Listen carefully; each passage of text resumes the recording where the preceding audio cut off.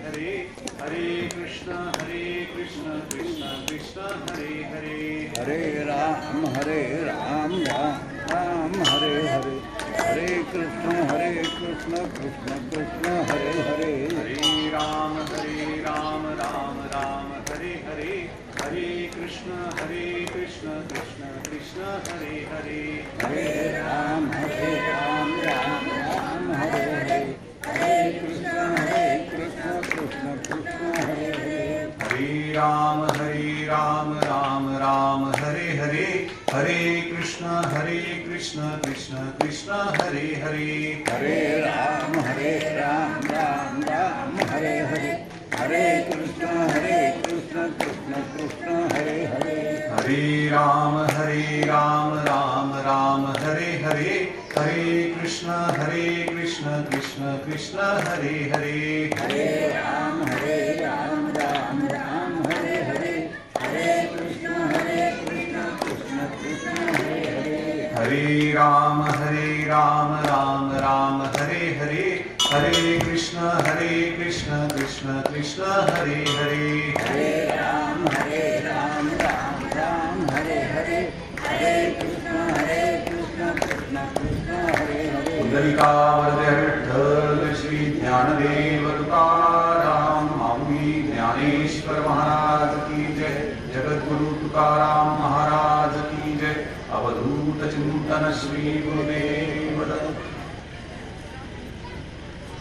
अकार चरण युगल उकार उदर विशाल मकार महामंडल मस्तकाकारे हे तिन्ही एकवटले एक शब्द ब्रह्म कवळले तेनिया गुरुकृपा नमिले आदिबीज ओम नमः प्रणवार्थाय शुद्ध ज्ञानैकमूर्तये निर्मलाय प्रशांताय दक्षिणामूर्तये नमः निधये सर्वविद्यानां विशजे भवरूपिणां गुरवे सर्वलोकानां दक्षिणामूर्तये नमः समचरण सरोजं साङ्गणीं लाभुलाभं जगन्नीतपाणिं मण्डलं मण्डलानां तरणतुलसीमाला कन्धरं कञ्जनेत्रं सदयधवलहासं विठ्ठलं चिन्तयामि परमपुरुषशौरी पाण्डुरङ्गानुगारी कमलनयनकान्हा गोपिका चित्तहारी प्रकटविकटशोभा रुक्मिणी रम्यवाणी सदयदबलहासं विठ्ठलं चिन्तयामि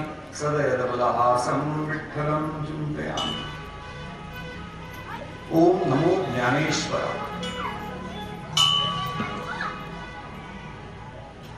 भगवंत आणि भगवंताच्या स्वरूपाचं आकर्षण हे अनादी कालापासून सर्वांनाच आहे. जसं संतांना आहे तितकंच ते भक्तांना देखील आहे.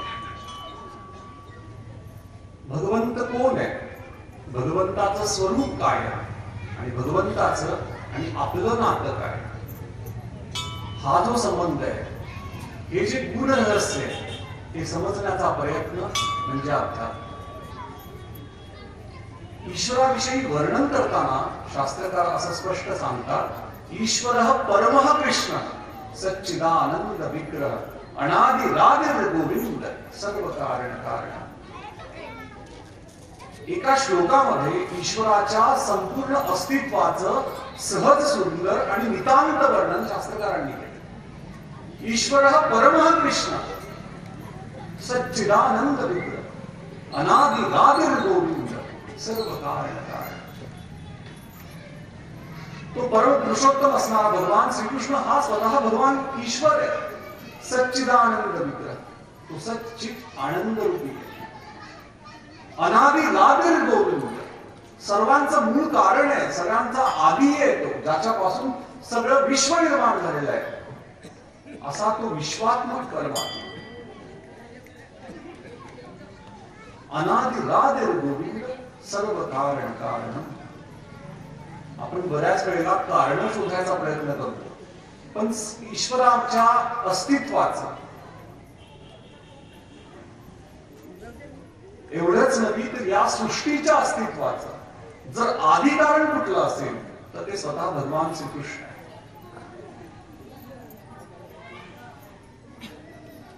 आणि अशा भगवान श्रीकृष्णांनी भगवद्गीता सांगितली. भारतीय तत्वज्ञानामध्ये फार सुंदर परंपरा वेदांपासून चालत आहे. 4 वेद, 6 शास्त्र, 18 पुराण ज्या तत्वाचं विवेचन करतात ते सर्व तत्व भगवंतांनी सारभूत केलं भगवद्गीतेमध्ये. आणि भगवद्गीतेचं वर्णन करताना शास्त्रकार म्हणतात, सर्वोपनिषदा गावो दुग्धा गोपाल नंदन पार्थो वत्स सुधीर भोक्ता दुग्धम गीतामृतम. सर्व उपनिषदांचं सार आहे. त्या ठिकाणी भगवद्गीतेला गायीची उपमा दिली गेलेली आहे.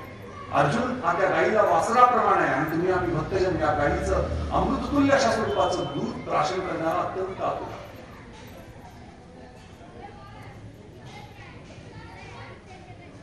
आनंदाचं रहस्य भगवद्गीतेमध्ये, ते रहस्य भगवंतांनी आपल्या प्रिय असणाऱ्या सर्वात प्रिय असणाऱ्या शिष्याला कुरुक्षेत्राच्या युद्धाच्या प्रसंगी सांगितले.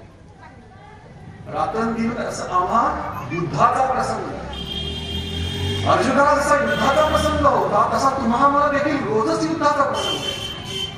आपल्याला तरी कुठं काय कळते की काय करायला पाहिजे आणि काय करायला नको आहे. हा विवेक आपण हरवून बसलेलो आहे. म्हणून संतांचं कार्य तुमच्या आमच्यामधल्या अंतःकरणामध्ये विवेक रूपी दिवा लावून तुमच्या माझ्या जीवनातलं अज्ञानतम अंधकार जो आहे तो दूर करण्याचा प्रयत्न. मी अविवेकाची काजळी पेडुरी विवेक दीप उजळी ते योगी पाही दिवाळी निरंतर असं माऊली म्हणतात. तुमच्या माझ्या अंतःकरणाला असलेली अविवेक रूपी ही काजळी काढून टाकून त्या ठिकाणी विवेक रूपी दिवा लावून निरंतर दिवाळी साजरी करण्याचा प्रयत्न तुम्हा मला माऊली करा अशी विनवणी करतात. निरंतर दिवाळी. भगवद्गीता हा ग्रंथ संस्कृत मध्ये असल्यामुळे बऱ्याच लोकांना भगवद्गीता कळत नाही.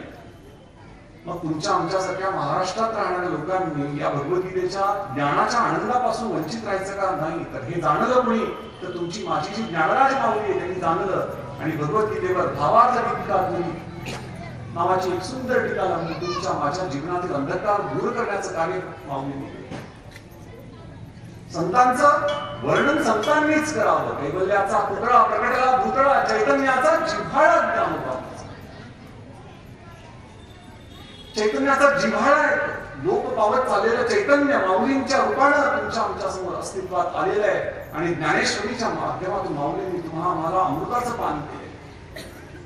माऊलींची आरती गाताना आपण काम काय काम लोपले ज्ञानजगी हित नेनती कोणी अवतार पांडुरंग नाव ठेवले ज्ञान. जगभरातून ज्ञानाचा लोप पावत चाललेला होता. अशा वेळेला प्रत्यक्ष परब्रह्म असणाऱ्या पांडुरंगाने अवतार घेतला माऊलींच्या रूपाने आणि तुम्हाला आम्हाला तुमच्या माझ्या जीवनातील अज्ञान नावाचा अंधकार दूर. काय सांगू आता संतांचे उपकार मज निरंतर जागणं. तुकाराम महाराज तुम्हा आम्हाला निरंतर जागं ठेवण्याचं कार्य जर तुम्ही करत असेल तर ते संत करतात. आणि माऊलींचं तर कार्य अद्वितीय अद्वितीय. आजच्या प्रस्तुत सेवेसाठी निवडलेली योगी ही माऊलींच्या 9व्या अध्यायातील योगी आहे. ज्ञानेश्वरीतील प्रत्येक अध्याय एक गूढ रहस्य आहे. भगवंताचं हृदय माऊलींनी अधिक सोप्या रीतीनं विशद केलेलं, उकलून दाखवलेलं. 750 ओव्यांमध्ये जे भगवंतांनी अर्जुनाला सांगायचा प्रयत्न केला तेच 9000 ओव्यांमध्ये माऊलींनी तुम्हा आम्हाला ते अमृतपान द्यायचा प्रयत्न केला. 9व्या अध्यायाच्या शेवटी ही ओवी माऊलींनी सांगितली. ती ओवी तितकीच महत्वाची आहे कारण की तुमच्या माझ्या जीवनाला ती तितक्याच मूलतः स्पर्श करते. काय ओवी आहे? तरी जडजडोनी महिला निघ ये भक्तीची ये वाटे लाग जिया पावसी अव्यंग निजधाम माझे. काय करायचंय, का करायचंय आणि कुठं जायचंय या प्रश्नांची उत्तर माऊलींनी या ओवीमध्ये देवायचा प्रयत्न केला. तरी झडझडोनी महिला आली झटकून या संसार चक्रातून बाहेर पड. झडझडोनी महिला आली. एक क्षण देखील थांबू नकोस. एक क्षणाचा देखील विसंब करू नकोस. झडझडोनी महिला आली. ये भक्तीची ये वाटेला. कुठल्या मार्गावर लागायचंय, कुठल्या वाटेवर लागायचंय? भक्तीच्या मार्गावर लागायचं. दुसरा मार्ग नाही. ये भक्तीची ये वाटेला जिया पावसी अव्यंग निजधाम माझे. काय म्हणतात मग?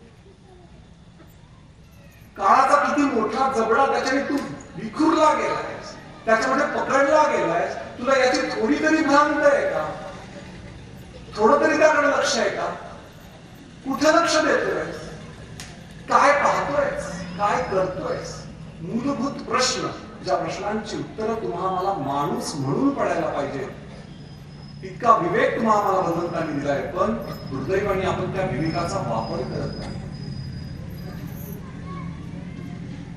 दुःखालय काय म्हटलेलं आहे? कारण की यामध्ये हा विंचवाचा बिछाना आहे. विंचव पूर्ण बिछाण्यावर विंचव पडलेली आहे आणि त्याच्यावर आपण सुखाची झोप येईल अशी अपेक्षा करतोय. कसं शक्य आहे?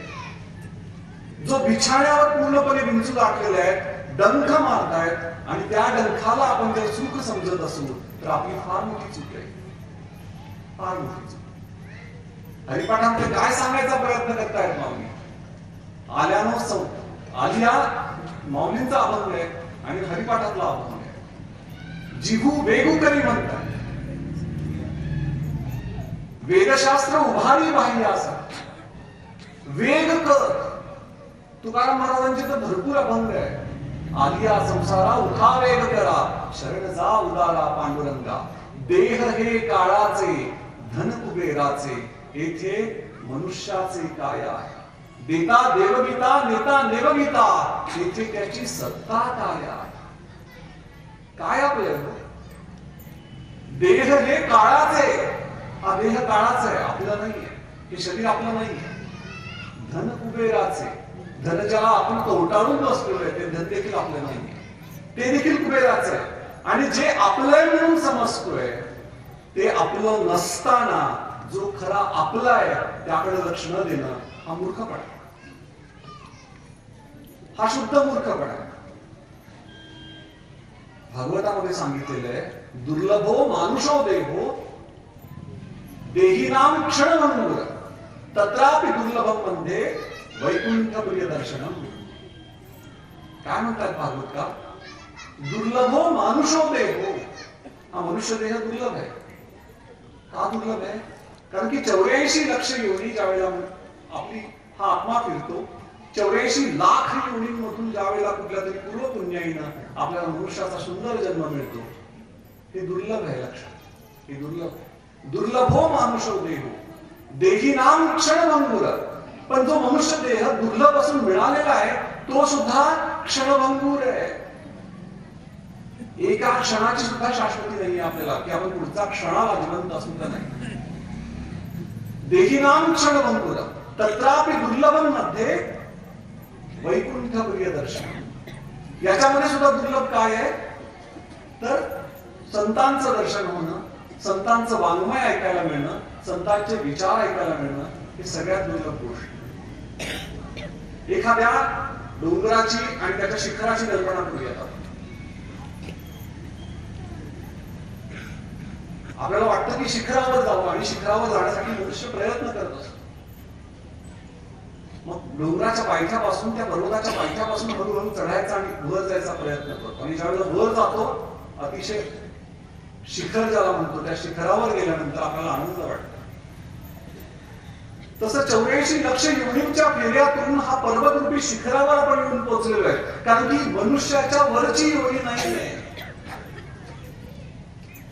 आता इथून भगवंताचं जे निजधाम आहे ते अतिशय जवळ आहे. भगवंताने एक हात पुढे केलेला आहे. पाहतोय की किती लोक हात पुढे करतायत माझ्यापर्यंत पोहोचायला. 84 लक्ष योनी ओलांडून आपण ज्या वेळेला त्या मनुष्यरूपी परमशिखरावर पोहोचतो आणि भगवंत आता अतिशय हाकेच्या अंतरावर येऊन टेकलेला आहे, अशा वेळेला आपण विषय वासनांमध्ये गुरफटून त्या उंच शिखरावरून परत उडी मारतो आणि परत 84 लक्ष योन्यांमध्ये भटकतो. जिथून भगवंत सगळ्यात जवळ आहे अशा वेळेला त्या भगवंताकडे लक्ष न देता विषय वासनांमध्ये गुरफटून आपण परत त्या जन्म आणि मरणाच्या चक्रामध्ये आपण अडकून ठेवतो. भारतीय तत्वज्ञान किती श्रेष्ठ आहे याचं उदाहरण परवा रिसर्च करताना माझ्या लक्षात आलं. आपल्या शास्त्रकारांनी इतकं सुंदर सगळं मांडून ठेवलेलं आहे. आपल्याला माहिती आहे की आईच्या पोटामध्ये ज्या वेळेला गर्भ असतो त्या गर्भाची वाढ हळूहळू होत असते. त्या गर्भाच्या वाढीचं जे सायन्स आहे त्याला एम्ब्रिओलॉजी म्हटलं जातं. पण एक उपनिषद आहे पूर्ण, ज्याला गर्भोपनिषद म्हणतात. गर्भ उपनिषद. गर्भाची वाढ, गर्भांची होणारी उत्तरोत्तर जी काही प्रगती आईच्या पोटामध्ये होत असते त्याचं पूर्ण आणि सुंदर विश्लेषण गर्भोपनिषदांमध्ये केलेलं आहे. प्रत्येक गोष्ट सांगितलेली आहे की कुठल्या दिवशी बाळाचं डोकं तयार होतं, बाळाचं हृदय तयार होतं, बाळाचे हात पाय तयार होतात, बाळ कुठल्या दिवशी ऐकायला लागतं, बाळ कुठल्या दिवशी तुम्ही दिलेल्या संवेदनांना रिस्पॉन्ड करायला लागतं. हे सर्व गर्भोपदेशनामध्ये दिलेलं आहे. भागवतामध्ये देखील पूर्ण 3रा स्कंद आहे त्याच्यामध्ये सांगितलेलं की गर्भाची वाढ कशी होते. इतकं सुंदर सांगितलेलं आहे. आता तुम्हाला रहस्य सांगतो काय. ज्यावेळेला बाळ आईच्या गर्भामध्ये असतं, आईच्या पोटामध्ये असताना त्या बाळाला त्याचे सगळे जन्म आठवत असतात. लक्षात येण्यासाठी गोष्ट फार विलक्षण आहे, फार विलक्षण आहे. काय सांगितलेलं आहे, आईच्या गर्भामध्ये बाळ ज्या वेळेला असतं त्यावेळेला त्या बाळाला आपले पूर्व आधीचे सगळे जन्म आठवत असतात, प्रत्येक जन्म आठवत असतो. आणि ते बाळ भगवान विष्णूंना कळकळीनं विनंती करत असतं की बाबा रे, मी इतक्या गर्भामध्ये जन्म घेतलेला आहे, इतक्या वेळेला या योनींमधून मी फिरलेलो आहे, आता मला परत जन्म नको, असं विनवणी ते भगवंताला करत असतात. पण ज्या क्षणी आईच्या गर्भातून ते बाळ बाहेर येतं आणि मायेचा स्पर्श होतो, सगळं विसरून जात. काहीच आठवत नाही त्या बाळाला की आपण आता मागच्या जन्मी काय केलेलं आहे, मागच्या जन्मी काय होतो. इतकीची विनवणी भगवंताची ते बाळ करत असतं. ती विनवणी देखील विसरून जातं आणि परत संसार चक्रामध्ये अडकून बसतं. आद्य शंकराचार्य एके दिवशी आपल्या 14 शिष्यांना घेऊन काशीला जात होता. आणि काशीमध्ये गेल्यानंतर शंकराचार्यांनी पाहिलं की एक झोपडी होती बाहेर, काशीच्या बाहेर. आणि त्या ठिकाणी त्या झोपडीच्या बाहेर एक वृद्ध गृहस्थ संस्कृत व्याकरण वाचत होता. आणि त्या संस्कृत व्याकरण असलं की ते गणितासारखं असतं, त्याचे नियम असतात. त्या व्याकरणाचे नियम जे असतात तो पाठ करत होता तो 70-80 वर्षाचा वृद्ध गृहस्थ.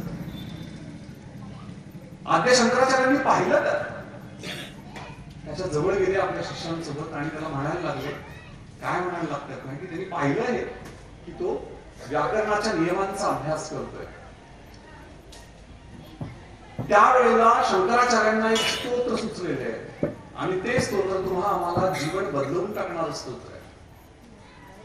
त्यांनी त्या वृद्ध गृहस्थाला शंकराचार्यांनी मूर्ख म्हटलेलं आहे, डायरेक्ट मूर्ख.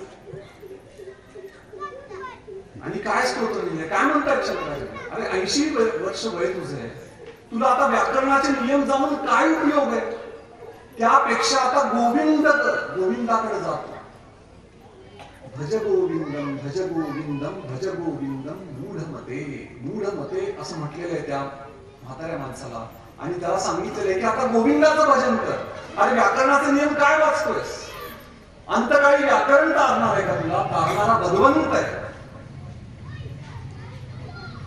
आणि त्याच श्लोकामध्ये, त्याच भज गोविंदम श्लोकामध्ये आद्य शंकराचार्य पुढे कुठून म्हणताय, पुनरपि जननम पुनरपि मरणम पुनरपि जननी जठरे शयनम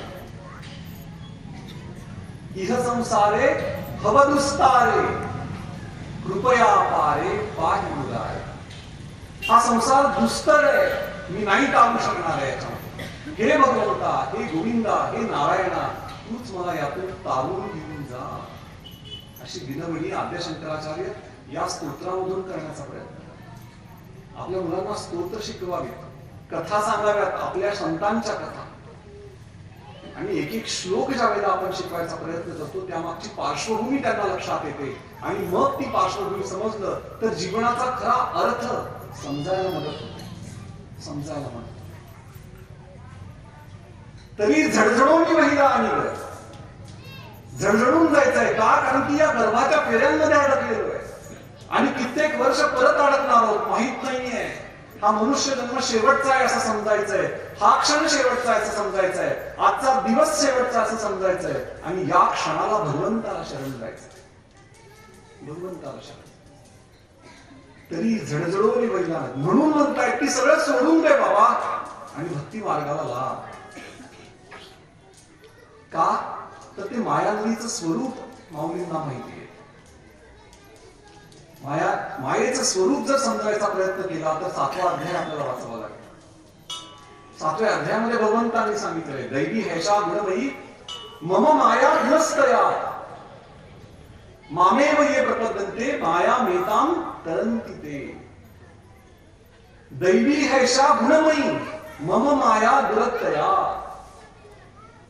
ही दैवी गुणांनी संपन्न असलेली जी माझी माया आहे ती पार करणं सोपं नाहीये.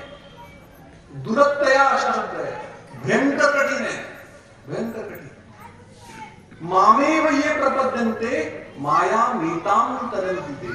जे कोणी मला शरण येतात तेच लोक या मायेतून तरुण जाऊ शकतात. दुसरं कोणीच तरुण जाऊ शकत. माया मेताम तरन्ति ते. त्रिगुणात्मक मायेचा मेघांचा वर्षाव ज्या वेळेला होतो त्यावेळेला आपल्या मनामध्ये भ्रांती निर्माण होते आणि ही गुणात्मक प्रकृती जी आहे ती आम्हाला दिसायला लागते.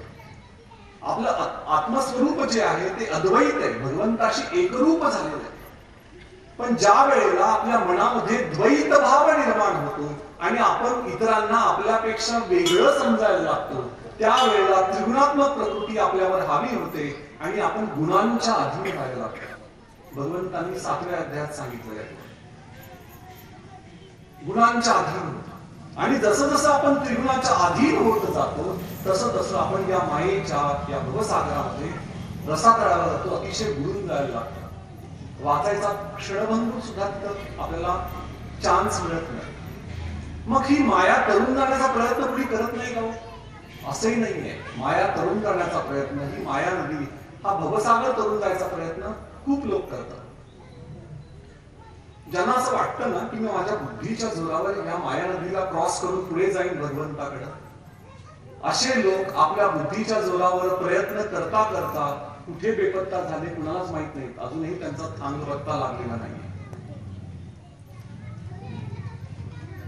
ज्या लोकांना वाटतं, ज्या लोकांना माहितीये की मला ह्या मायानदी तरुण जायचा मार्ग सापडलेला आहे, ते रहस्य सापडलेलं आहे, ते लोक तर अशा मार्गाला गेलेले आहेत जेथून परत फिरणं ते भयंकर दुष्कर होऊन बसलेलं आहे. ही मायानदी तरण्याचा प्रयत्न खूप लोक करतात. काही लोकांनी कर्ममार्ग अवलंबला. चला आपण कर्ममार्गाच्या माध्यमातून जाऊन मायानदीला आपण क्रॉस करूयात आणि भगवंताचं दर्शन घेऊयात. असे जे प्रयत्न कर्मयोगी होते ते लोक मायेच्या विधिनिषेध प्रवाहामध्ये कुठं अडकले अजूनही माहित नाही.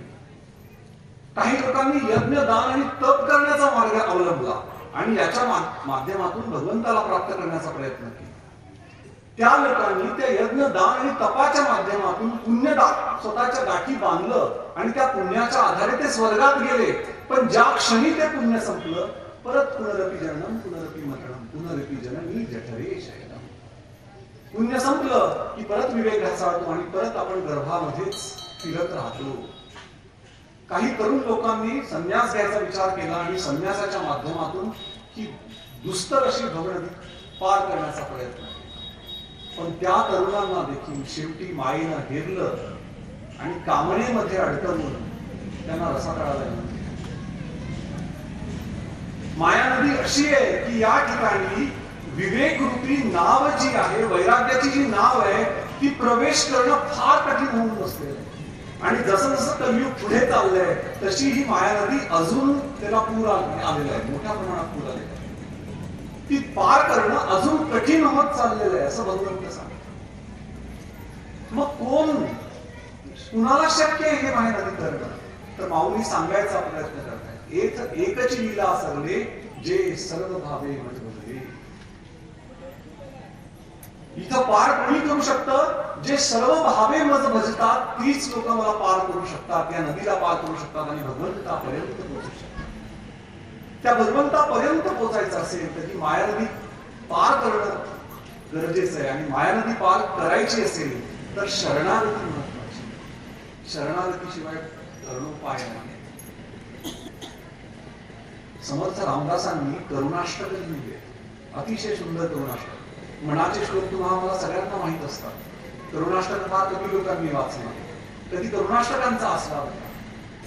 समर्थांनी करुणेच्या त्या अष्टकांमध्ये प्रभू श्रीरामाला अशी विनवणी केलेली आहे. आणि काय म्हणतायत बघा, कशी माया नदी आहे, किती ती दुस्तर आहे आणि कशी पार करायची ते समर्थ सांगून जातात. अनुदिन अनुतापे तापलो रामराया, परमदिन दयाळा विरसी मोहमाया, अचपळ मन माझे नावरे आवरिता, तुझ विनशी न होतो धावरे धावा आता. तुझ विनशी न होतो धावरे धावा, सकळ स्वजन माया मोडिता मोडलेना, घडी घडी बिघडे हा निश्चयो अंतरीचा, म्हणून म्हणतो हे बोलतो दीन वाचा. समर्थ सांगतायत करुणाष्टकांना, नको द्रव्यदारा, नको एरझारा, नको मानसी ज्ञानगर्वे पुदारा, सगुनी मना लाविरे भक्तिपंथा, रघु नायका मागणे हेची आता. नको द्रव्यदारा, नको एरझारा, मला पैसा नकोय, अडकान काही नकोय, सोनं नकोय, नको एरझारा, हा गर्भाचा एरझारा जो दिलायस ना मला, एका जन्मातून दुसऱ्या जन्मात, एका योनीमधून, हे पण नकोय. सगुणी मना लाविरे भक्तिपंथा, आता मला माझ्या मनाला सगुण रूपामध्ये ध्यान करू दे, तुझ्या भक्तीचा मार्ग दाखव. रघु नायका मागणे हेची आता. याच्याशिवाय त्या श्रीरामाला दुसरं काही मागितलं नाहीये. तुमच्या माझ्या मनामध्ये भक्ती मार्ग जागृत होऊ आणि ह्या भक्तीच्या वाटेवर जाऊन आपण त्या भगवंताला प्राप्त होऊ, अशी प्रार्थना माऊली करतायत आणि स्वतः समर्थ रामदास स्वामी करतायत. तरी जडजडोनी महिला निघत ये भक्तीची ये वाटेला. आपल्याला माहितीये मृत्यू लोकात जन्म आहे, परत परत आपला दुर्लभ असा मनुष्य देह मिळालेला आहे.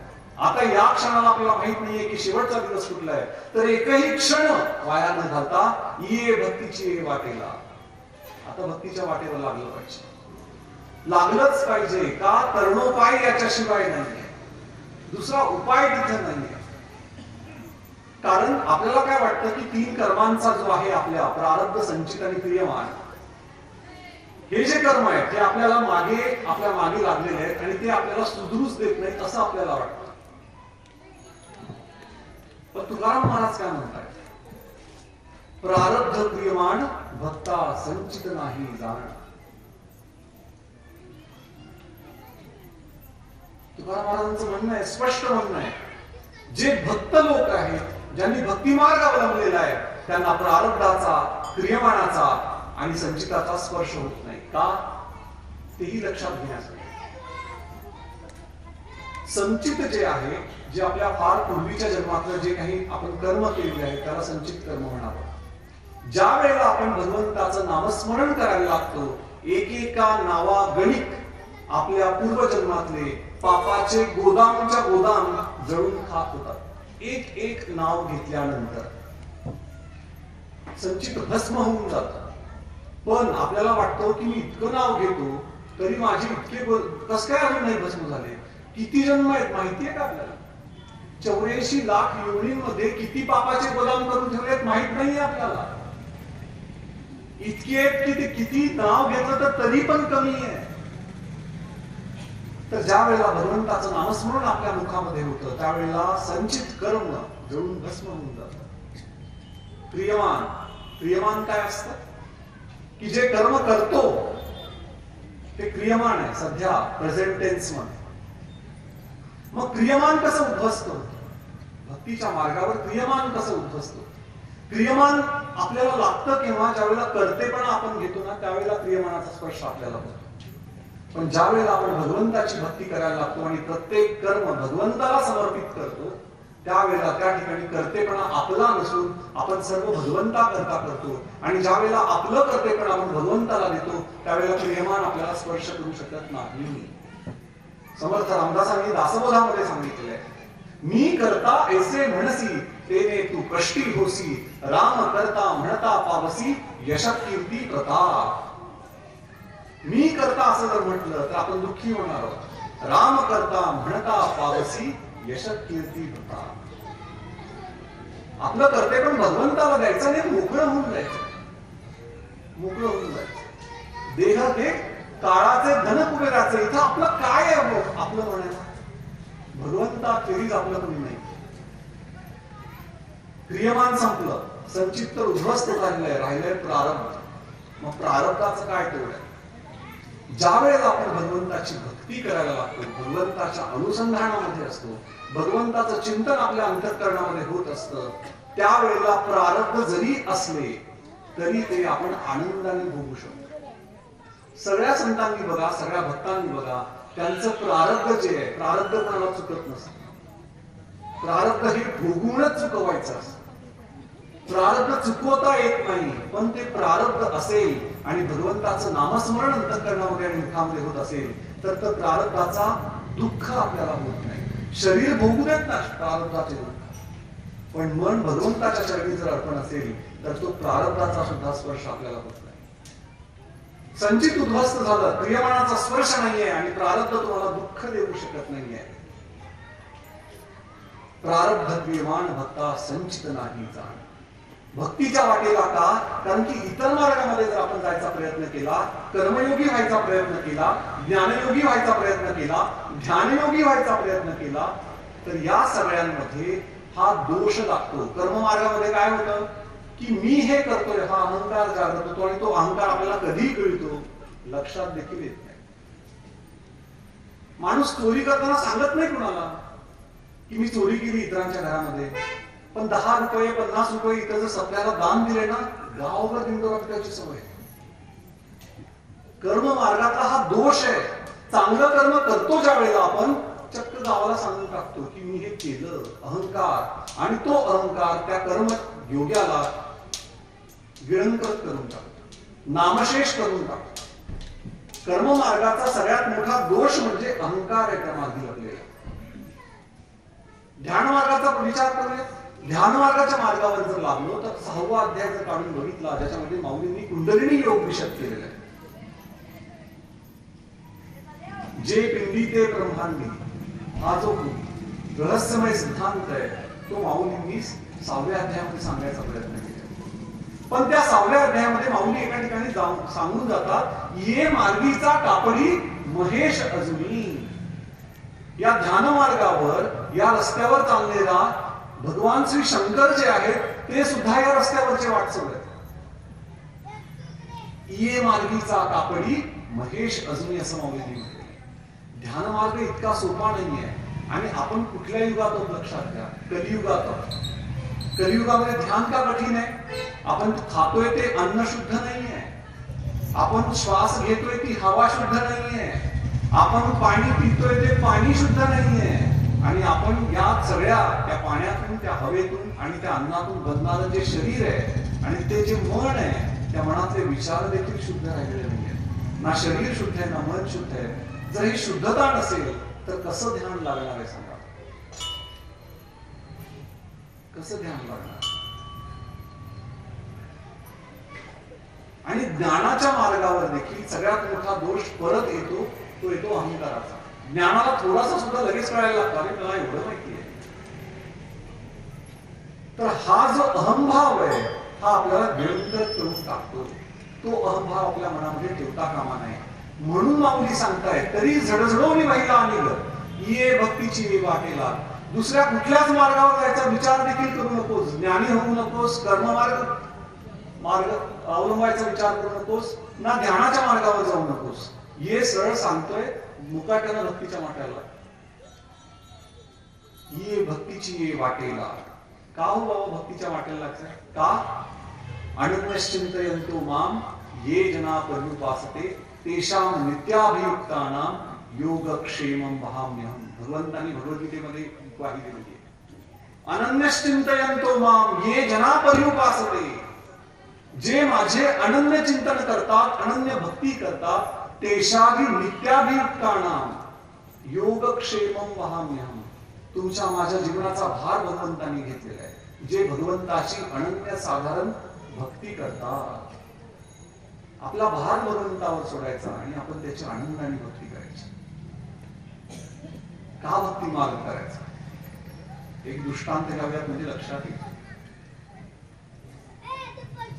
नाभाग नावाचे एक सूर्यवंशातील राजा होता आणि त्या राजांचा पुत्र होता अंबरीश. हा अंबरीश सुद्धा मोठा प्रजावत्सल होता, कर्तव्यदक्ष राजा होता. चक्रवर्ती राजा होता, धार्मिक होता, विष्णूचा परमभक्त होता. दिवस रात्र विष्णूचं नामस्मरण मनामध्ये करायचं आणि जो काही राज्यकारभार आहे तो अतिशय मनमोकळ्या रीतीनं, अतिशय सात्विक वृत्तीनं राज्यकारभार हा सूर्यवंशी कुळातला हा जो अंबरीशी नावाचा राजा होता तो नित्य करत होता. आणि त्यानं आणखी एक व्रत स्वीकारलं होतं. ते व्रत होतं एकादशीचं व्रत. एकादशी करायचा, एकादशी चांगली करायचा, जितकं जास्त नामस्मरण भगवंताचं करता येईल तितकं नामस्मरण एकादशीच्या दिवशी करायचा, उपवास करायचा आणि द्वादशीच्या दिवशी भगवंताची विष्णूची पूजा करायची. आणि पूजा झाली की मग द्वादशीचं पारणं फेडणं जे म्हणतात तो पारणं फेडायची त्याला नित्य सवय होती. आणि त्याची महती पूर्ण तिन्ही लोकांमध्ये इतकी पसरली होती की इतका प्रजादक्ष सात्विक धार्मिक राजा जगामध्ये कुणीच नाहीये, इतकी त्याची भक्ती श्रेष्ठ. मग त्या भक्तीची पराकाष्ठा पाहण्यासाठी कोण त्याच्याकडे आले तर दुर्वास मुनी एके दिवशी त्याच्याकडे त्याची परीक्षा घ्यायला. आणि कुठल्या दिवशी आले, एकादशी संपत येत होती अशा वेळेला दुर्वास मुनी द्वादशीच्या सकाळी सकाळी अंबरीश राजाच्या राजमहालामध्ये आले. आपल्या शिष्यांद्वारे त्यांनी निरोप पाठवला अंबरीशाकडे की आम्ही आलोय. अंबरीशानं स्वतः आला की धार्मिक, मुळातच धार्मिक होता. दुर्वास मुनी म्हणजे इतके तेजस्वी ऋषी त्याच्याकडे आलेले आहेत, त्याच्या राज्याकडे मध्ये आलेले आहेत. त्याला आनंद झाला. अंबरीशाने आलं, तो स्वतःहून आला आपल्या मंत्र्यांसोबत. दुर्वासांची पूजा केली त्यांनी, त्यांचं आदरातिथ्य केलं आणि त्यांना भोजनाची विनंती केली. दुर्वास ऋषींनी ती भोजनाची विनंती स्वीकार केली आणि त्यांना सांगितलं की बाबा आम्ही नदीवर जाऊन स्नान करून येतो आणि माझं नित्याचं जे ध्यान आहे ते मी करून येतो आणि मग आम्ही आमच्या भोजनाची व्यवस्था तुम्ही करू शकतो. असं म्हणून दुर्वास ऋषी नदीवरती स्नान करायला गेले. त्यांचं ध्यान होत होतं आणि ते ध्यान संपता इकडं द्वादशी संपायला आली. एकादशीचं जे व्रत करतात आणि जे पारणा द्वादशीच्या दिवशी पेटतात त्यांचा काय संकल्प असतो माहिती? द्वादशी संपायच्या आधी तुम्हाला काही ना काही प्रसाद ग्रहण करावा लागतो, तरच ते एकादशी केल्याचं पुण्य मिळतं आणि द्वादशीचं पारणं पेटलं जातं. नाहीतर तो व्रतभंग केल्याचं पाप आपल्याला येऊ शकतं. मग आता द्वादशी संपायला आली, अजून दुर्वास मुनी येत नाहीये, याची चिंता आता अंबरीशाला लागली. त्यांनी आपल्या गुरुजनांना विचारलं की काय करायचं, द्वादशी संपत येते, अजूनही दुर्वास मुनी आलेले नाहीयेत आणि त्यांनी आल्याशिवाय आपल्याला भोजन करता येत नाही. मग त्यावेळेला गुरुजनांनी एक उपाय काय सांगितला की तुम्ही एक काम करा, विष्णूची पूजा करून घ्या आणि जे काही त्यांचं चरणामृत असतं, तीर्थ जे असतं ते तीर्थप्राशन करा. म्हणजे तुमचं एकादशीचं व्रत पण पूर्ण होईल आणि अतिथीचा आदर सत्कार केल्याशिवाय भोजन न करणं हे जे होतं तुमच्यामध्ये, जो दोष तुम्हाला लागायचा प्रयत्न तुम्ही म्हणताय तो सुद्धा तुम्हाला लागणार. असं म्हणून त्यांनी ऐकलं अंबरीश राजांनी आणि त्यांनी विष्णूची पूजा केली आणि तीर्थ ग्रहण केलं. दुर्वास ऋषींनी आपल्या तपोबलानं हे जाणलं की अंबरीशानं तीर्थ घेतलेलं आहे. दुर्वास ऋषी कसे आहेत माहिती? रागाची पराकुटीची अवस्था म्हणजे दुर्वास ऋषींकडे असायची.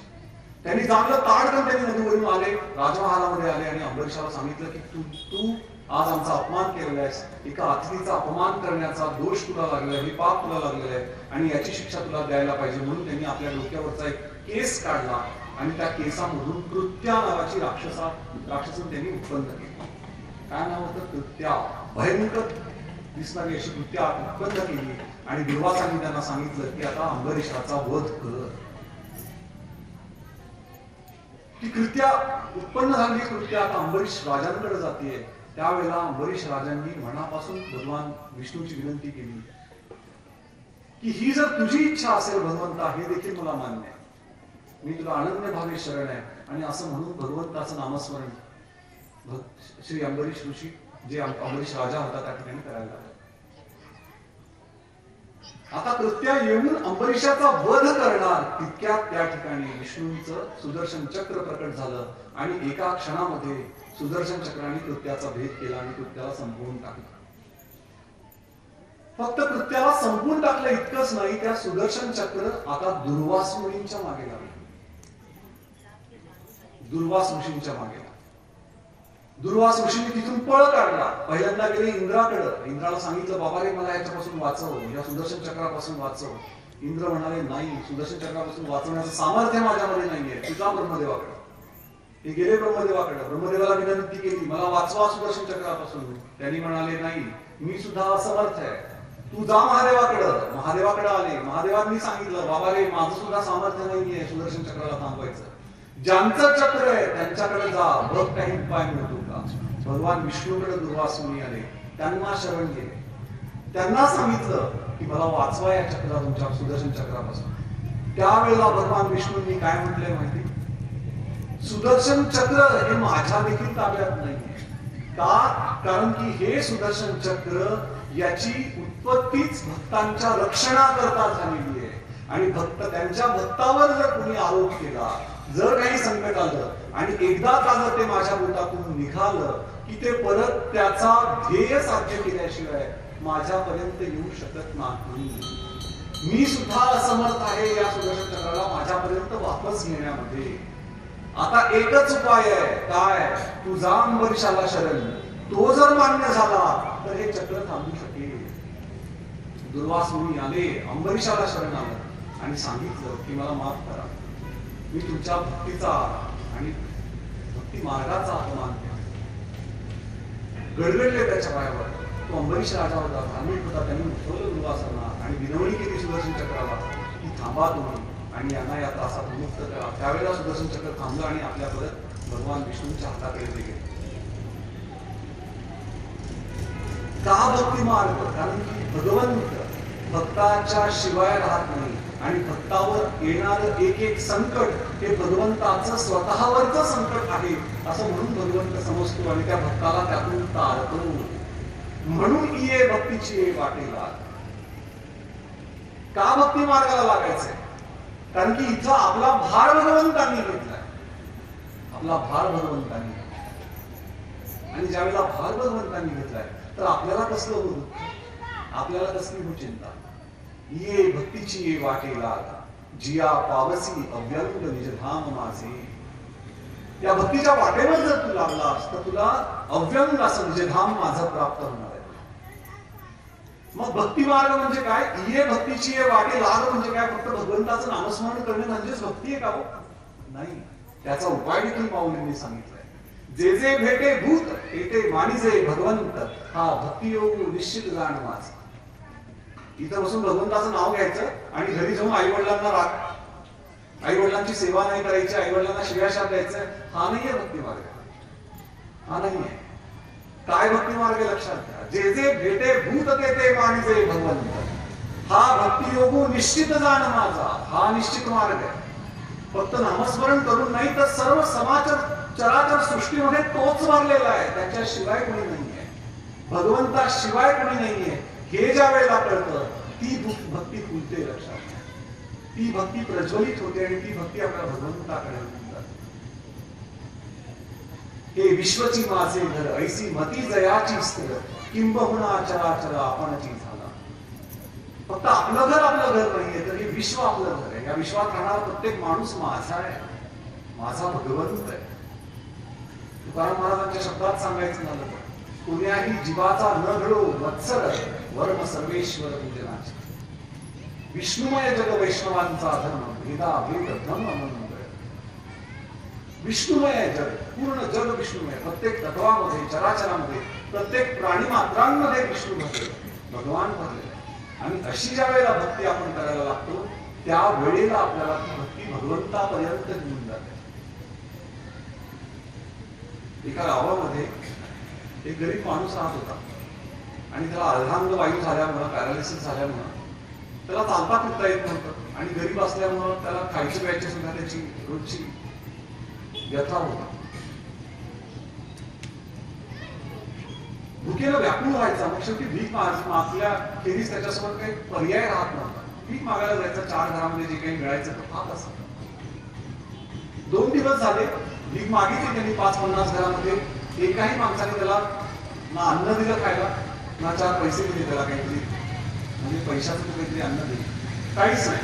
2 दिवसापासून उपाशी विचार. तसंच जोडला भगवंताला म्हणायला लागला, भगवंता तू जन्म दिलास परंतु अन्नाची सुद्धा लाही लाही व्हायला लागलेली, एक अन्न सुद्धा मिळत नाहीये. कसं तरी त्याला उपाशी थोडी झोप आली त्याला. दुसऱ्या दिवशी ताडकन उठला आणि त्याला मनात आलं की आता तरी आपण एखाद्या धनिकाकडे, श्रीमंताकडे जावं आणि त्याच्याकडे आपण काहीतरी मागावं, याचना करावी.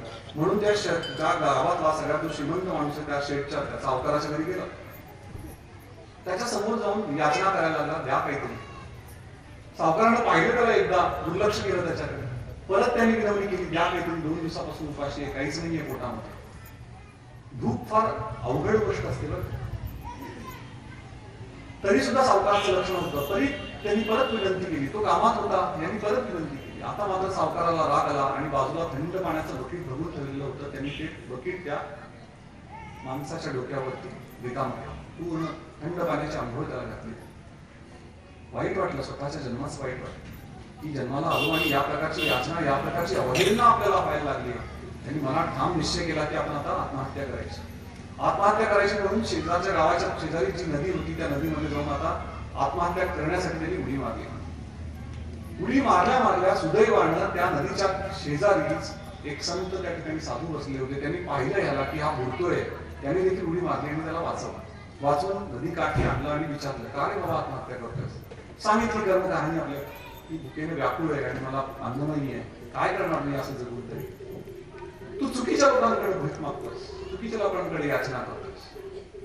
तू एक काम कर, मी तुला एक चष्मा देतो. हा चष्मा तू घालायचा आणि तुझ्या गावामध्ये जायचं आणि या चष्म्यामध्ये जो माणूस तुला दिसेल त्याच्याकडेच तू भीक मागायची, त्याच्याकडेच तू याचना करायची. ठीक आहे बाबा म्हटलं, आता साधूचं संतांचं वाक्य कसं टाळायचं. त्यांनी घेतला तो चष्मा, घातला चष्मा आणि आपल्या गावामध्ये चष्मा घातल्यानंतर तो गावामध्ये बाजारामध्ये आला, पाहायला लागल्या चष्म्याने. एकही माणूस त्याला दिसणार नाही. त्याला दिसायला तो कुणी कुत्रे दिसताय, कुणी मांजरं दिसताय, कुणी वाघ दिसतंय. वेगवेगळ्या योनीमध्ये प्राणी त्याला दिसायला लागले. एक देखील माणूस त्याला दिसत नाही. अख्खं गाव पालतं घातलं. गावाच्या शेवटी मात्र त्याला एक माणूस दिसला. आनंद वाटला. त्या माणसाकडे गेला आणि त्याला सांगितलं होतं त्या साधूंनी की त्या माणसाकडे याचना करायची, जो माणूस दिसेल तुला. तो माणूस बिचारा होता मोची म्हणजे बूट. आपले जे असतात ना चप्पल आणि बूट शिवणारा, रिपेअर करणारा, त्याला मोची म्हणायचं. तर त्याच्याकडे गेला तो. आता यामध्ये विशेष काय होतं की तो सुद्धा गरीब होता. तो जो बूट शिवणारा होता तो सुद्धा त्याच्या कपड्यांकडे पाहिलं त्यांनी आणि त्याला विचारलं की याच्याकडे मी काय माग, हा माझ्यासारखाच कपल आहे, याच्याकडे मी काय मागणार. पण त्या माणसाने, त्या चप्पल शिवणाऱ्याने मात्र लक्षात घेतलं की हा उपाशी आहे, याला अन्नाची गरज आहे. त्यांनी दुरूनच त्याला हात मारली आणि म्हटलं की बाबा तू उपाशी आहेस मला माहितीये, तू थांब, माझ्याकडे आता तुला द्यायला काही नाहीये, पण माझ्याकडे एक बुटांची जोड आहे, मी ती विकून येतो पटकन आणि जे काही त्याच्यात होईल मी त्याला त्याचा पैसा परत देऊन टाकतो. तो ताबडतोब ती बुटांची जोड त्यांनी घेतली, स्वतः तयार केली, बाजारामध्ये गेला. त्या दिवशी सुदैवानं त्या नगरीचा राजा त्या बाजारामधून फिरत होता आणि तो विकण्यासाठी तो ओरडू लागला की जोड कोणीतरी घेतं का चांगली. त्या राजाने पाहिलं ती बुटाची जोड, त्याला आवडली. त्यांनी पायात घालून पाहिली, त्याला परफेक्ट बसली. राजाने लगेच म्हटलं की मला दे रे बाबा, आणि किती पैसे झाले याचे. मंत्र्याला सांगितलं याच्या पैसे द्या. त्याने हात जोडून विनंती केली, याचे पैसे मला नका देऊ, याची पैशाची गरज दुसऱ्या माणसाला. कुणाला आहे गरज? तुला तू तर एवढा गरीब दिसतोयस, कपलला दिसतोयस, तूच घे, तूच शिवलायस ना जोडा, तूच घे बाबा. नाही, मी शिवलो जरी असेल तरी आता याची गरज, पैशाची गरज मला नाहीये, दुसऱ्या माणसाला. मग त्या राजाने त्या भिकाऱ्याला बोलावून घेतलं आपल्या सैनिकांना पाठवून. तो भिकारी आला तिथे. सांगितली यांनी काय की असं झालं आणि मी तू मग याच्याकडेच काय याचना केलीस? तुला अख्ख्या नगरीमध्ये कुणीच नाही सापडलं भीक मागायला. इतक्या गरीब माणसाकडे तू जाऊन भीक मागतोस, तुला लाज नाही वाटत? राजाने विचारलं त्या भिकाऱ्याला. त्याने म्हटलं अरे मी मागितली, अख्खा 2 दिवसापासून नगरात फिरतो, एक जण सुद्धा मला भीक देत नाहीये, सावकाराने नाही दिली. मग शेवटी मी आत्महत्या करतो, सगळी करून काय सांगितली. तो चष्मा दाखवला. चष्मा राजाने मागून घेतला, स्वतः बघितला चष्मा करून. पाहायला दिसलं एक जण माणूस दिसला, फक्त माणूस दिसायला लागला कोण? तो मोचीच, जो बूट शिवणारा होता तेवढाच. मंत्र्याकडे साहेब पाहिलं, मंत्री सुद्धा दिसत नव्हता माणूस. सैनिकांकडे पाहिलं, सैनिक सुद्धा माणूस दिसत नव्हता. शेवटी राजाने चष्मा काढला आणि मंत्र्याला दिला, बाबा तू घाल आणि तू माझ्याकडे. मंत्र्याने चष्मा घातला, मंत्र्यानं पाहिलं तर आता खरं सांगावं तर राजा काय सांगा. त्यांनी सांगितलं तुम्ही तर एकदम मोठे तेजस्वी पुरुष दिसतायत महाराजांना स्वतःला राजाला माहित होतं स्वतः राजा कसा आहे. खोटं बोलतोयस तुम्हाला माहितीये, तू ही चापलुसी सोडून दे आणि खरं सांग मी कोण दिसतो. त्यांनी सांगितलं तुम्ही मगर दिसताय याच्यामध्ये. राजांनी सगळं सोडून दिला आणि तो चष्मा उतरला आणि त्या मोची म्हणजे तो बूट शिवणाऱ्याच्या पायी पडायला. बाबा रे मला सगळं सोडून दे, माझं राज्य नको, पैसा नको, अडका नको, तुला तू एकटाच माणूस कसा राहिलास आणि तुझ्यामध्ये मनुष्यत्व कसं जागृत राहिलं ते मला सांग आणि ते मला शिकव. त्यावेळेला त्या मोचीने उत्तर काय दिलं माहिती, ते ऐकण्यासाठी. तो काय म्हणतो की माझ्या जवळ जो कोणी त्याची चप्पल किंवा शूज किंवा जे काही बूट आहे ते रिपेअर करायला येतो ना, तो माझ्या समोरच्या वेळेला पाय ठेवतो ना, मला असं वाटतं की प्रत्यक्ष भगवंताचे पाय. जे जे भेटे भूत देते मानिजे भगवंत. मी त्या पायांना भगवंताच्या पायाशिवाय दुसरं काही नाही मागितलंय. आणि ज्या वेळेला मी बूट आणि चप्पल शिवत असतो ना, मला असं वाटतं की मी भगवंताकरता शिवतोय. आणि ज्या वेळेला माझ्या मनामध्ये भाव असतो, मला माहित नाही मी माणूस आहे का नाही, तर माझ्या मनामध्ये भाव मात्र चराचरामध्ये ईश्वर पाहण्याचा आहे. चराचरामध्ये ईश्वर पाहण्याचा. ही ईश्वर पाहण्याची दृष्टी तुम्हाला मला मिळावी यासाठी भक्ती मार्ग लक्षात. म्हणून माऊलींनी सांगितले जे जे भेटे भूत तेथे मानिजे भगवंत हा भक्ती योग निश्चित जाण माझे. सगळं सोडून द्यायचंय आणि भक्तीच्या मार्गाला लागायचंय. का परत 9व्या अध्यायाकडे वळलो. कीर्तनाचे नटनाचे नाशिले व्यवसाय प्रायश्चित्तांचे. सगळं प्रायश्चित्तांचा व्यवसाय नष्ट झालेला आहे. यमदमा अवकळा आणली तीर्थे थायावरची उठविली. यमलोकीची कुंटली राहाटी आकली. माऊली सांगतात जर भक्ती मार्गावर आपण लागलो तर काय होणार आहे, आपल्याला यमलोकीची जी राहाटी आहे ना ती सुद्धा आपली अडून जाणार आहे. तीर्थावर जायची गरज नाहीये आपल्याला. आपल्या ठिकाणी आपल्या गावामध्ये आपल्या घरामध्ये भगवंताचं नामस्मरण करायचं आणि सत्कर्म करायचं आणि चराचरामध्ये ईश्वर व्हायचं. ही दृष्टी जर आपल्याला प्राप्त झाली तर भगवंत आपल्या अंतःकरणामध्ये सदोदित आहे. लक्षात समर्थांनी सांगितलेलं आहे मनाच्या श्लोकामध्ये, सदा सर्वदा रामसन्निध आहे विचारी मना तूच शोधून पाहे. सदा सर्वदा रामसन्निध आहे. सदा सर्वदा तो राम तुमच्या आमच्या जवळ आहे, आपल्या अंतःकरणात आहे. पाहतोय तुम्ही आम्ही काय करतोय. ज्या क्षणाला आपल्याला लक्षात येईल की भगवंताचं नामस्मरण करायचं आणि सर्वत्र ईश्वर स्वरूप पाहायचंय, ही दृष्टी तुमच्या माझ्या जीवनामध्ये आली तर आपल्या जीवनाचं सोनं होऊन जातं. तरी झळकलो मी बहिला निघत ये भक्तीची ये वाटे लाग. असं भक्तीच्या वाटेला लागलं की काय होतं, जिया पावसी अव्यंग निजधाम माझे. निजधामाला जायचंय आपल्याला, दुसऱ्या कुठल्या ठिकाणी जायचं नाही. निजधाम म्हटलेलं आहे. का निजधाम? वैकुंठ हे भगवंताचं निजधाम. त्या वैकुंठाला त्या निजधामाला जायचंय. ते कसं आहे, अव्यंग आहे. दुःखादी दुःख वगैरे तिथं लवलेश नाहीये. त्याचं वर्णन करताना माऊली स्वतः भगवंत सांगताय. काय सांगतायत, निजधाम कसं आहे. न तद्भासते सूर्यो न शशांको न पावकः यद् गत्वा निवर्तन्ते तद्धाम परमं मम. 15व्या अध्यायामध्ये सांगितलं न तद्भासयते सूर्यो. त्या निजधामाला सूर्य प्रकाशित करत नाहीये, कारण की आपल्याकडचा सूर्य उगवल्यानंतर मावळतो. त्या निजधामाला भगवंताच्या निजधामाला चंद्र प्रकाशित करत नाहीये. आणि एकदा का जर त्या निजधामाला गेलं तर परत आपण वापस फिरत नाही. तो परतीचा मार्ग नाहीये. एकदा गेलं तर विलीन होऊन जातो. नदी जर सागराला मिळाली परत नदी होऊन वापस फिरते का? नाही. आपण तापलेल्या लोखंडावर जर पाणी टाकलं तर ते पाणी परत पाण्याच्या स्वरूपामध्ये आपल्याला मिळू शकतं का? एकदा अग्नीच्या ज्वाळा आकाशामध्ये गेल्या तर त्या परत त्या अग्नीमध्ये समाहित होऊ शकतात का? नाही. त्याचप्रमाणे आपण भगवंताच्या निजधामाला ज्या वेळेला भक्तीच्या मार्गावर जातो त्यावेळेला आपण भगवंतामध्ये विलीन होऊन जातो. आपण परत या जगामध्ये वापस येत नाही. वापस येत 18व्या अध्यायामध्ये स्वतः भगवंत सांगतात, त्वमेव शरणं गच्छ सर्व भावेन भारत तत्प्रसादात पराम शांती स्थानं प्राप्स्यसि शाश्वतम्. शाश्वत शांतीचं स्थान आहे ते निजधाम ज्याला म्हटलेलं आहे भगवंताने. त्वमेव शरणं गच्छ. पण ते कधी मिळतं? त्वमेव शरणं गच्छ. शरणागतीशिवाय काही मिळत नाही. शरणागतीशिवाय तरुणोपाय नाही. ही शरणागती तुमच्या आमच्या माध्यमात तुमच्या आमच्या अंतःकरणामध्ये जागृत व्हावी आणि या शरणागतीतून त्या भगवंताच्या निजधामाला तुम्ही आम्ही सर्वांनी जावं. स्वतः माऊलींनी हरिपाठामध्ये सांगितलंय, ज्ञानदेवा नाम नारायण नाम पाविजे उत्तम निजस्थान. त्या उत्तम निजस्थानाला जायचंय आपल्याला आणि त्याचा मार्ग हरिपाठ. म्हणून हरिमुखे म्हणा हरिमुखे म्हणा पुण्याची गणना कोण. लटिका व्यवहार सर्व हा संसार वाया येल सार हरी. सगळा संसार लटिका व्यवहार आहे. हरीच्या विना तरुणोपाय नाही, अजिबात तरुणोपाय.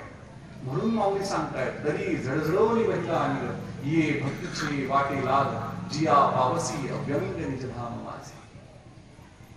आपण ताबडतोब या संसार चक्रातून या मोहजाळीतून बाहेर पडलं पाहिजे आणि भक्तीच्या मार्गावर लागलं पाहिजे. एकदा का जर आपण भक्तीच्या मार्गावर लागू तर त्या निजधामामध्ये आपण जाऊ जिथून परत येणार नाही. असं ते निजधाम आहे. त्या निजधामाचं वर्णन कसं आहे ते जर पाहायचं असेल परत आपल्याला शंकराचार्यांच्या चरणी यावं लागेल. मनोबुद्ध अहंकार चित्तानि नाहम न च श्रोत्र जिह्वे न च ध्यान नेत्रे न च व्योम भूमि न तेजो न वायु चिदानंद रूप शिवोहम शिवोहम अहम निर्विकल्पो निराकार रूपो विभुर्व्याप्य सर्वत्र सर्वेन्द्रियाणाम सदा मे समस्तम न मुक्तिर्न बंधः चिदानंद रूप शिवोहम शिवोहम चिदानंद रूप शिवोहम शिवोहम. सच्चित आनंद रूपी जे शिवतत्व आहे ते आपलं निजधाम. त्या निजधामाला तुम्हाला जायचं आणि त्या निजधामाला कसं जायचं याचा मार्ग माऊलींनी तुम्हाला या ओवीतून घालून दिला. माऊलींच्या या ज्ञानाबद्दल आणि ज्ञानेश्वरीबद्दल बोलायचं माझं वय नाहीये भाविक. तुम्ही माझ्यापेक्षा वयानं आणि ज्ञानानं श्रेष्ठ. मी तुमच्या समोर जे काही बोलतोय ती माझ्या सद्गुरूंची कृपा आहे. सद्गुरू वाचून सापडेना सोय. परमपूज्य दासराव इनामदार गुरुजी त्यांची कृपा तुमच्या समोर बोलते, यात माझं काही. त्यांच्या आशीर्वादाने जे काही मिळालंय तेच तुमच्या समोर सांगण्याचा प्रयत्न करतो. आणि सगळ्यांना कळकळीची विनंती आहे की ही जी कृपा आहे 9व्या अध्यायाच्या माध्यमातून माऊलींनी तुम्हाला आम्हाला द्यायचा जो प्रयत्न केलाय तो घ्यावा. आणि आज काय आहे माहिती, आज पुत्रदा एकादशी जरी असली तरी आज त्याला नॉर्थ म्हणजे उत्तर भारतामध्ये वैकुंठ एकादशी म्हणून साजरी करतात. आणि वैकुंठाला जाण्याचा निजधामाला जाण्याचा मार्ग माऊलींनी कृपा केली आणि तुमच्या समोर विशद करण्याचा हा नम्र प्रयत्न केलेला आहे. एखादा शब्द चुकला असेल लेकराकडून तर माऊलीचे अपराध म्हणून आईच्या म्हणून लेकराचे अपराध म्हणून क्षमा करा. आणि जर चांगलं काही बोललो असेल तर माऊलींचा वरदहस्त आणि माऊलींची कृपा म्हणून त्याचा आपल्या जीवनामध्ये अवलंब करण्याचा प्रयत्न करा. आणि त्या निजधामाला जाण्यासाठी या क्षणापासून प्रयत्न करणं अत्यंत गरजेचं. का तर परत तुकाराम महाराजांचा अभंग परत परत आठवतो, याचसाठी केला होता अट्टहास शेवटचा दिस गूढ व्हावा. तुमच्या आमच्यासाठी अट्टहास का तुकाराम महाराज करताय की तुमचा माझा शेवटचा दिस गोड करायचा आहे आणि शेवटचा दिवस माहित नाहीये. म्हणून आजचा दिवस गोड करण्यासाठी हा क्षण गोड करूया आणि हा क्षण भगवंताच्या भक्ती मार्गावर लावून त्या निजधामाला जाण्याचा प्रत्येक जण प्रयत्न करूया. हीच प्रार्थना या ठिकाणी शंभू महादेवाच्या चरणी करतो आणि माझ्या सेवेला पूर्णविराम देतो. पुंडलिकावरदे विठ्ठल श्री ज्ञानदेव तुकाराम माऊली ज्ञानेश्वर महाराज की जय. जगद्गुरु तुकाराम महाराज की जय. अवधूत चिंतन श्री गुरुदेव